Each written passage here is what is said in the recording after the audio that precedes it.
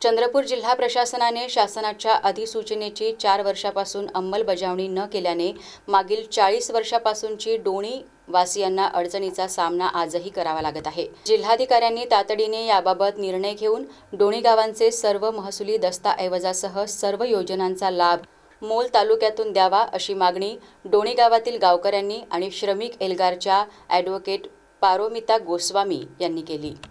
का डोणी गाव मूल तालुक्यात जोडण्यात यावं म्हणून हे डोणी गाव 2018 मध्ये हे मूल तालुक्यात जोडणी केलं होतं, परंतु हे चंद्रपूर तहसीलदारांना पण माहीत नव्हतं। त्यासाठी आम्ही पुन्हा माहिती कळवून देण्याकरिता कलेक्टर ऑफिसमध्ये आम्ही माहिती दिली। डोणी हे गाव 100% आदिवासी गाव आहे।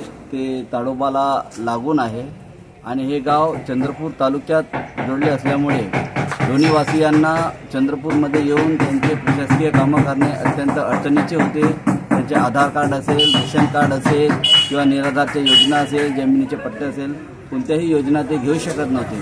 त्यामुळे डोणी हे गाव चंद्रपूर तालुक्यातून वगळून मूल तालुक्यात करण्यात यावे अशी मागणी आम्ही पारोमिताताई गोस्वामी यांच्या नेतृत्वात श्रमिक एल्गारच्या वतीने केली होती आणि 2019 मध्ये याबाबत शासनाने स्पष्ट GR काढून 1 मार्च 2019 पासून डोणी गाव मूल तालुक्यात जोडण्यात आले आहे असे सांगण्यात आले।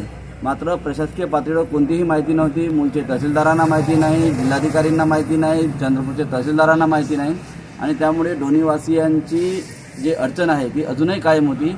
आज आम्ही पारोमिताताईंच्या नेतृत्वात जिल्हाधिकारी यांना निवेदन दिलो।